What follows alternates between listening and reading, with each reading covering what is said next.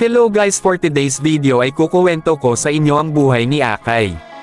Si Akay ay isang matapang at makapangyarihang panda warrior mula sa kaharian ng panda sa mundo ng Mobile Legends.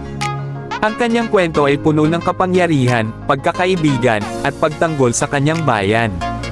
Sa kanyang kabataan, si Akay ay lumaki sa kanyang tahanan sa Panda Fortress, kung saan siya ay tinuruan ng mga sinaunang panda warriors sa sining ng pakikipaglaban.